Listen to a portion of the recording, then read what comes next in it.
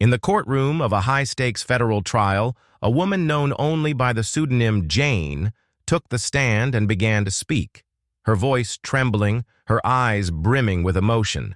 Over the course of 3 harrowing days, Jane recounted a story that has not only rocked the foundations of the entertainment world, but also exposed a hidden architecture of manipulation, coercion, and exploitation allegedly engineered by music. Mogul Sean "Diddy" Combs. Her testimony, laced with painful memories and backed by damning audio recordings, reveals a disturbing pattern, one that began with love and promises, but devolved into what prosecutors argue was a calculated system of psychological abuse and sexual trafficking. Jane's tale doesn't begin with fear. It begins with glamour. Late 2020. Miami. A girls' trip filled with sunshine and celebration. That's when she first met Combs. He was charming, powerful, and immediately magnetic. They connected by chance on his yacht, exchanged numbers, and from that moment forward, their lives became entangled. He showered her with affection, coined sweet nicknames. He was Ernie, she was Bert. A light-hearted reference to a Sesame Street pair that quickly became a symbol of intimacy between them. Jane was captivated. They made love, walked beaches, dined under the stars. It felt like a fantasy. It felt like love. But within weeks, the fantasy gave way to a darker reality. Jane said it began with ecstasy, pink powder offered by Combs himself, and spiraled into a relationship defined by what he wanted, what he needed, and what she was expected to do. She testified about the love contract she believed they shared, one that made her feel special, like a partner. But what unfolded, according to her, was far from mutual. There were hotel rooms with red lights and male escorts. There were demands, expectations, and drugs. Jane wasn't just participating in these nights, she was performing, obeying, enduring. The audio messages played in court were jarring. In one, Combs warned her to get on your job, a cold directive that reduced their relationship to transactions and obedience. In another, he justified his actions, blamed her reactions, and reminded her he could do whatever he wanted. Jane, meanwhile, wrote unsent messages in the Notes app on her phone, pleading with herself to resist the drugs, to escape the life she was drowning in, to stop being used for freaky, wild desires. This introduction is not just the opening to one woman's testimony. It's the gateway to a deeply layered story of power and pain. Through this analysis, we will examine how Jane was drawn into Combs's orbit, how control replaced affection, how her body and soul bore the cost, and, finally, how she found the courage to speak out. In a culture that often protects the powerful and questions the vulnerable, Jane's voice pierces through with clarity, inviting us all to confront the uncomfortable truths lurking behind fame's polished veneer. Jane first crossed paths with Sean "Diddy" Combs on what was supposed to be just a fun girls' trip to Miami in late 2020. It was one of those chance encounters that feels ripped from a romantic drama. One of her friends was seeing Combs at the time, which is how Jane ended up in the same orbit. According to her testimony, Combs was charming, charismatic, and unusually attentive. She said he was warm, hospitable, and made her feel instantly at ease. Their first real interaction came aboard his yacht, when they both happened to head to the restroom at the same time. That's when he asked for her number, gave her his, and the flirtation officially began. It was playful. He started, calling her Bert, and referred to himself as Ernie, a quirky, almost childlike reference to the iconic duo from Sesame Street. The nickname stuck, and soon became part of their personal language, a sweet inside joke that hinted at something deeper. But this was no ordinary meet-cute. Jane wasn't just attracted to Combs. She was pulled in. His fame, his presence, his world, all of it felt larger than life. During that trip, one of the women in their group asked for drugs. Jane testified that Combs presented a pink powder. She asked him if it was safe, and he told her, Of course it was. It was the best. The powder, she later realized, was likely ecstasy. At the time, it seemed exciting, almost glamorous, an indulgent gesture in a world that was already beginning to seduce her. After returning from Miami, Jane said Combs kept in touch, texting her, making her feel wanted. By late January 2021, she was back in Miami, and the two agreed to meet up. This wasn't a quick dinner date. Jane described what became their first date as lasting 5 full days. They had dinner on her hotel balcony, talked for hours, and that first night, they were intimate. The next day, they walked on the beach together. That night, they dined again. Each day folded into the next, wrapped in the illusion of romance and connection. By the end of the trip, Jane was head over heels. She believed she had found something real, something passionate. She testified that it felt like the start of something meaningful, even if he told her from the beginning that it wouldn't be exclusive.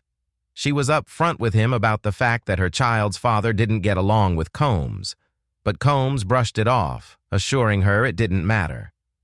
The way he made her feel like she was chosen, special, overpowered any hesitation she might have had.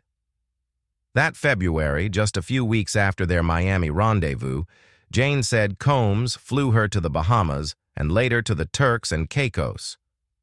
These weren't casual vacations.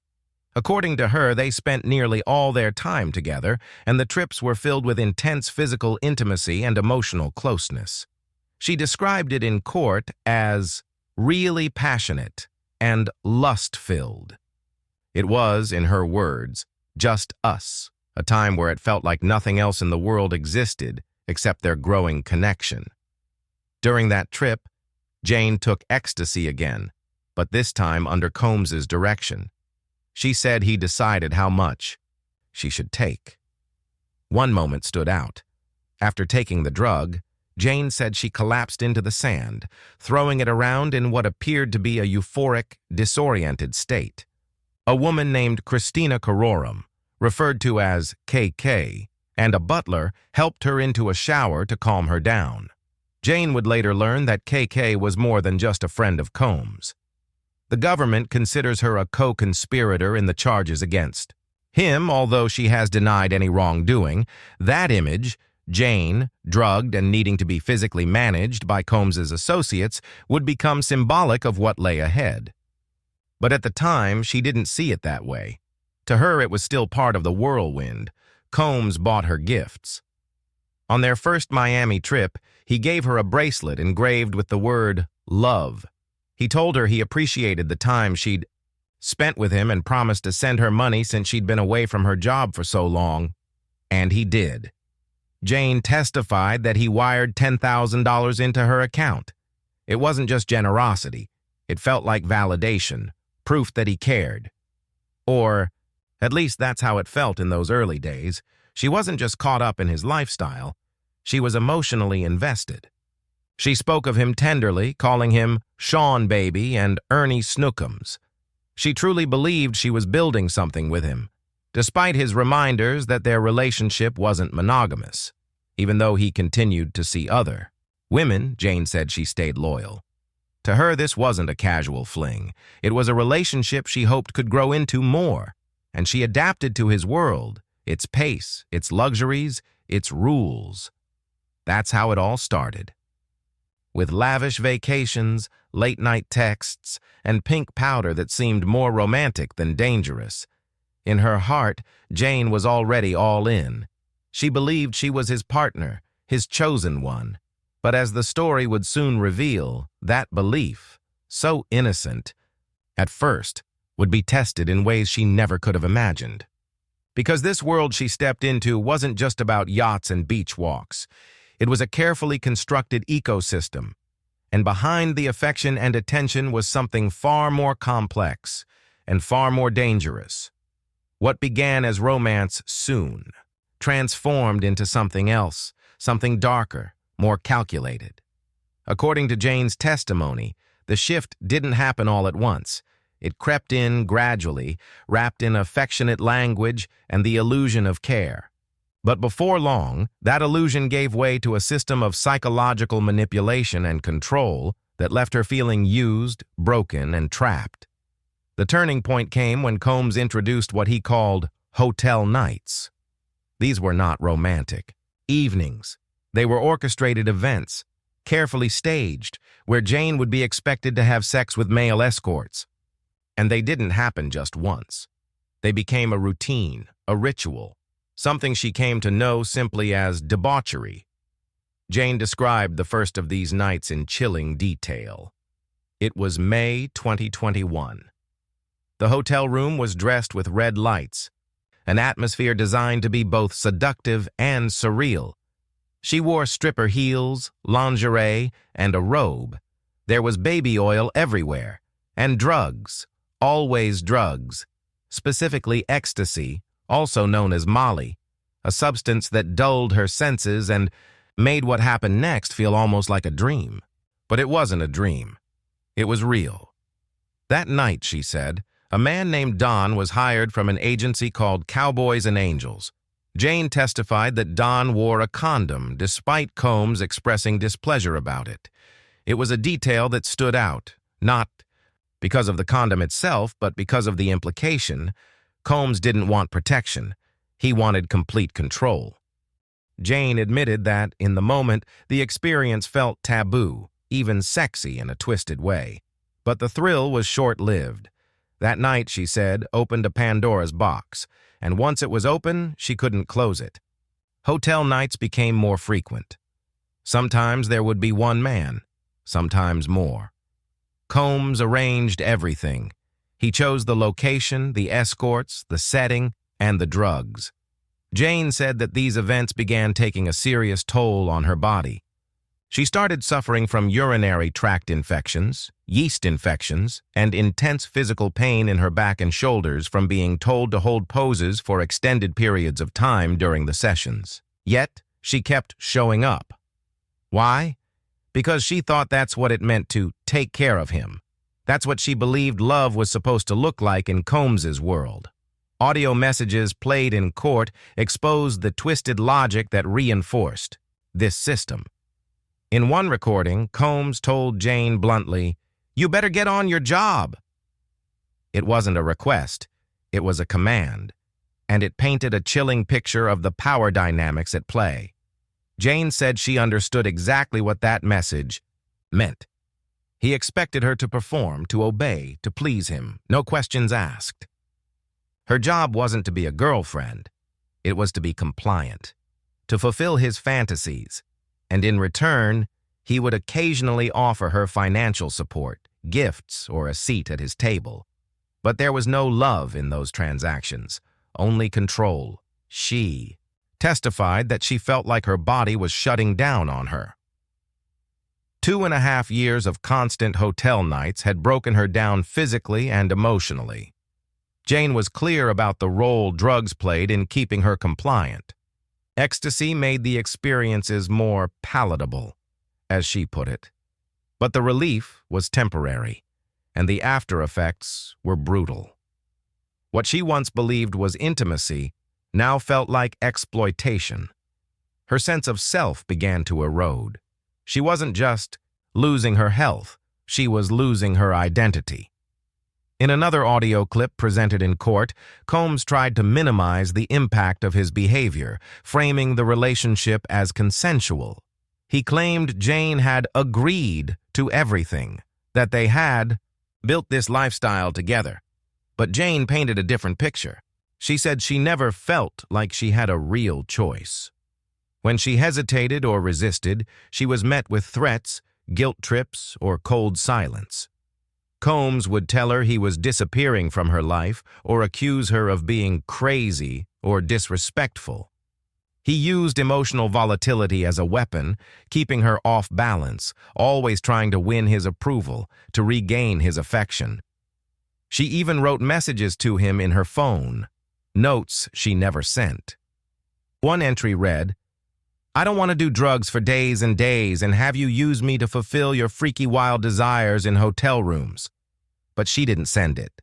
She didn't feel safe enough. That's how tight the grip was. In court, she explained that she didn't have the courage to say no out loud, not back then, because saying no meant risking everything, her connection to him, her income, her perceived value.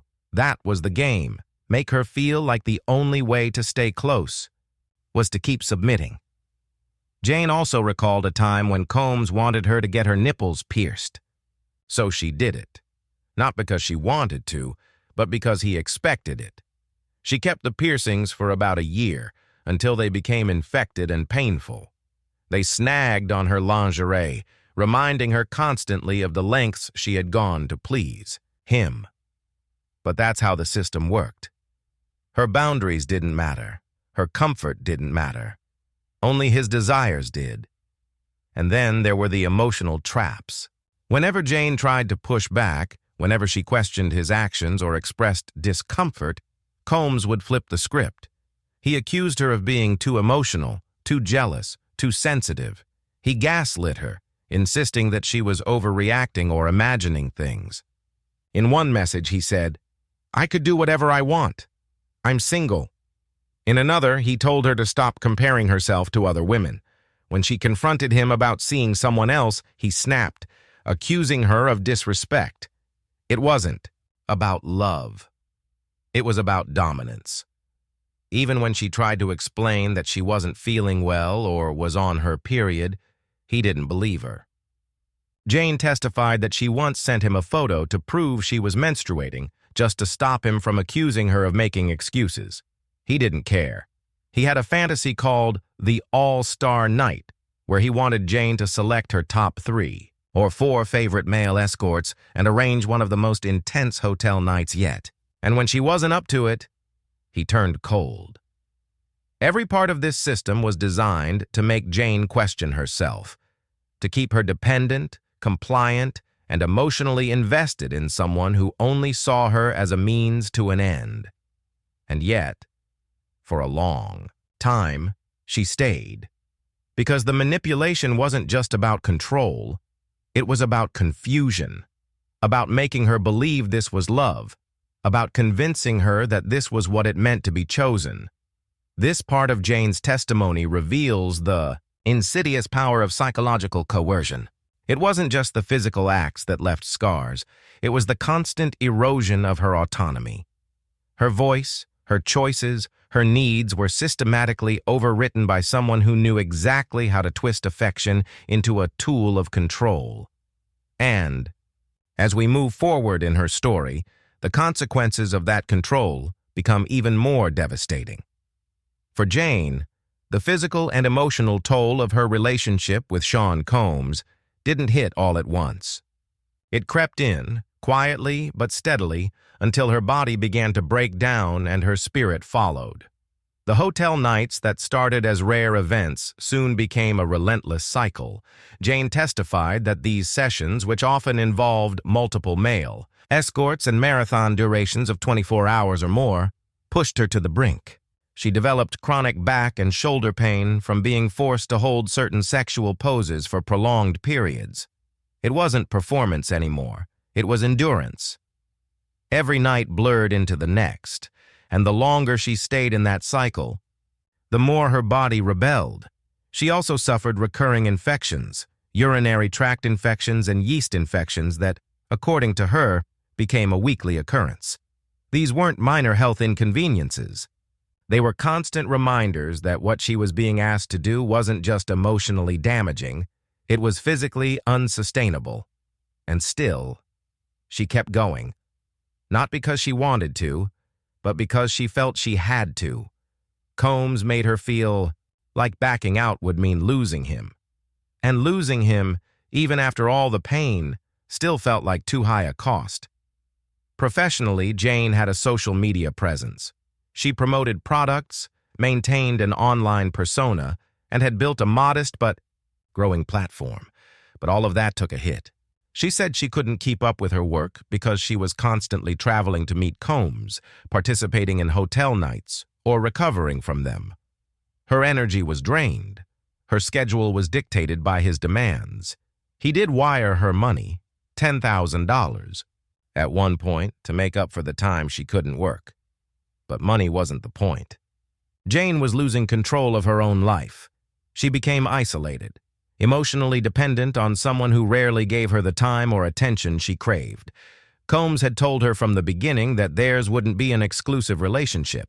But Jane stayed monogamous, hoping that if she gave him everything, he might one day return that loyalty. Instead, he flaunted other women, dismissed her concerns, and accused her of overreacting any time she expressed jealousy or discomfort. She started to feel like she was going crazy. The emotional whiplash was relentless. In one particularly heartbreaking moment, Jane described what happened on her birthday. Instead of spending it with Combs in a way that felt special or intimate, she was made to do a hotel night with 3 men. That experience left her physically ill. She vomited, needed medical attention, and was left feeling humiliated and alone. That wasn't a celebration. That was exploitation disguised as lifestyle. She also revealed that Combs was still paying her rent, $10,000 a month, well after the most intense period of their relationship. When this came out in court, the reaction was immediate. Gasps, surprise, disbelief. Why would someone continue to support a woman financially if she was lying about him? That's what people in the courtroom seemed to be asking themselves. But for Jane, the money was never about luxury. It was a tether, a reminder that she was still under his influence, still part of a game she no longer wanted to play. Emotionally, Jane was unraveling. She testified that she started writing personal reflections in her phone's notes app. Words she couldn't say out loud, thoughts she didn't feel safe sharing. In one entry, she wrote, "I'm sorry. I don't want to do drugs for days. And days. And have you used me to fulfill your freaky wild desires in hotel rooms?" It was a cry for help, written for herself, because she didn't believe anyone else would listen.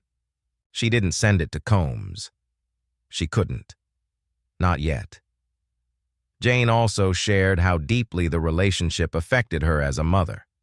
She mentioned her child multiple times during testimony, each time with emotion. She was torn between trying to be present for her child and being constantly pulled back into a world of control and submission. She feared what her child might think of her, what kind of example she was setting, what kind of mother she had become. And that shame ran deep. Her mental health was in freefall. She said she began to feel like a sex robot, someone who existed only to serve. Her sense of self-worth was dismantled piece by piece. In one audio recording, Combs even accused her of throwing sex in his face and told her, "Let's just be friends." To him, her boundaries were an inconvenience. To her, they were a desperate plea for dignity. The pressure was unrelenting. Jane recalled a moment when she was menstruating and didn't want to participate in another hotel night.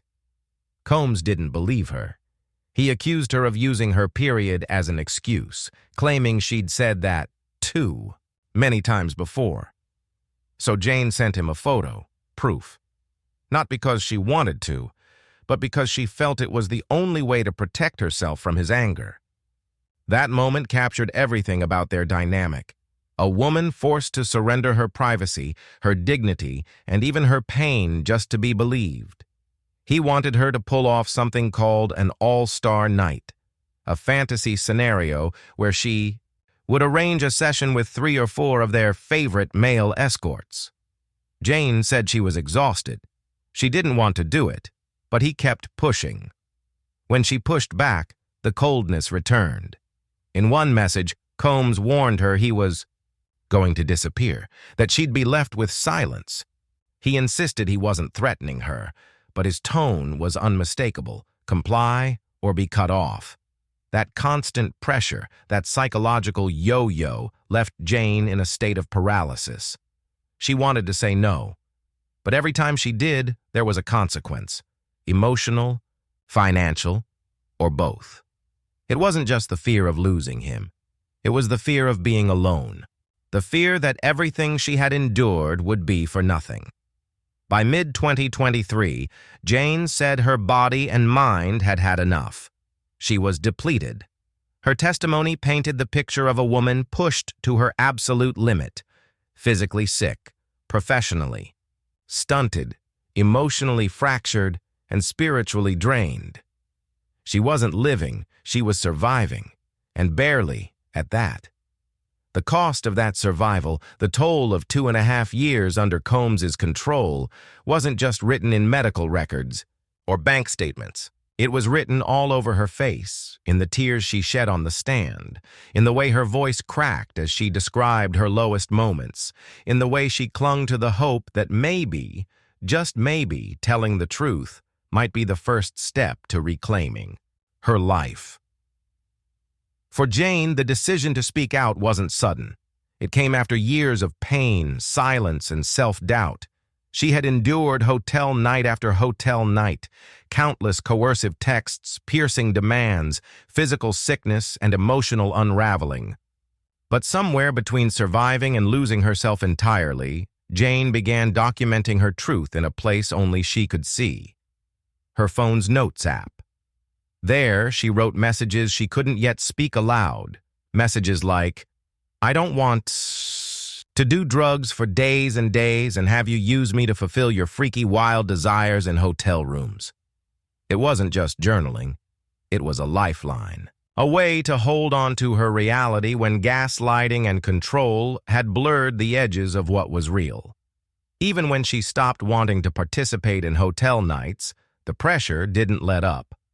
In one exchange, Combs told her he was tired of her pushing back on sex, calling it whack, and declared, "Let's not do anything anymore." It wasn't a gentle goodbye. It was punishment masked as indifference. He blamed her for comparing herself to other women. He justified his behavior by saying that's why he lied in the first place. Jane, exhausted and emotionally raw, wrote back that she'd been on her job for 2.5 years. That wasn't sarcasm, that was the truth. She had given everything, and now she was the one being discarded. One of the moments that broke through the courtroom silence was when an audio recording from August 2023 was played. Combs's voice filled the room. He told Jane he was about to really disappear on her. He said he had no time for games and warned her she would have a rude awakening. He claimed it wasn't a threat, but Jane, and everyone listening, knew exactly what it was. This was how he operated: silence as punishment, threats wrapped in charm, and expectations that were never mutual. He told her she better get on her job. That was the role she had been conditioned to play, and in that moment, the phrase echoed with terrifying clarity. Jane explained that when he said he'd been on his job, he meant he'd been financially supporting her. But to her, being on her job meant something entirely different. It meant enduring 2.5 years of emotional, sexual, and psychological servitude. And she was done. Her body was failing, her mind was exhausted, and her sense of self was barely hanging on. She told him she didn't want threats, she wanted to be free. And slowly, she began to pull back. That courage, to stop participating, to document the abuse, to recognize what had been done to her, eventually led her to testify. She wasn't the first woman to speak out against Combs. She had seen Cassie's lawsuit, and when she read it, she told the jury that it felt like a mirror. The same words, the same abuse, the same pattern. It validated her experience. It made her realize she wasn't alone, and maybe, just maybe, she wasn't crazy. When Jane took the stand, she didn't just recount events, she relived them. Her voice cracked, she cried, loudly. Her sobs in the courtroom weren't dramatic. They were real. They hit everyone in that room like a wave. Even the jury, who had been composed and stoic, leaned in closer. The pain in her testimony was raw, and it was undeniable. Court observers noted how moved they were, including journalist Mel Smith, who described how her cries shook everyone, making it impossible to look away. She wasn't just telling a story. She was living through her trauma in real time, with the world watching. Combs, meanwhile, sat in court, visibly uncomfortable. He took notes, removed his glasses, put them back on, leaned back during the most incriminating audio clips. He wasn't passive, but he wasn't in control anymore. Jane had taken that back, slowly, reluctantly, but powerfully. One of the most gut-wrenching pieces of her testimony was when she explained how Combs had asked her to send him what he called bad girl texts. He was with another woman at the time and wanted Jane to send explicit photos and videos to stimulate himself. For Jane, that demand wasn't just humiliating, it was shattering. After everything she'd been through, he still wanted more. He still saw her as a tool for his pleasure, even when she was heartbroken, confused, and trying to heal. It pushed her to the edge. She described crying so loudly in court that it startled people. Because this wasn't just a violation of boundaries, it was a complete erasure of them. And yet, despite everything, Jane stayed strong. She shared her story not just for herself, but because she believed in the power of truth. She believed that what happened to her wasn't an isolated case. It was a symptom of a larger problem, a culture that allows powerful men to manipulate and use women without consequence. Her testimony helped build the government's argument of sex trafficking under fraud, force, and coercion. And with force and coercion already addressed, Jane's notes and recordings added a vital piece to that third element: fraud. Her personal notes even labeled Combs a pathological liar, shedding light on the psychological games he played to get what he wanted. He would lie, promise intimacy, fly her across state lines, only for her to find sex workers waiting in the room. The betrayal wasn't just sexual, it was spiritual. And now, it was being brought into the light. Jane's bravery has already started to change the narrative. Her voice has forced the public, the media, and even the justice system to look more closely, to ask harder questions, to recognize that even in a world built on power, fame, and influence, there are people being crushed in the shadows. And when those people finally find the strength to speak, everything changes. This wasn't just her story. It was a warning about how manipulation doesn't always look violent. Sometimes it looks like love. Sometimes it sounds like a nickname. Sometimes it feels like a gift, until you realize it comes with chains. But Jane broke those chains. With every word on the stand, she reclaimed something that had been taken from her: her voice, her agency, her truth. And in doing so, she became more than just a witness. She became a symbol, a reminder that silence can be shattered. That no matter how long the darkness lasts, the moment you choose to speak is the moment you begin to heal. Jane's testimony isn't just about what was done to her. It's about what she's doing now, fighting back, telling the truth, and showing the world that even the most carefully constructed lies can fall apart when exposed to the light. Jane's testimony isn't just a chapter in a courtroom drama.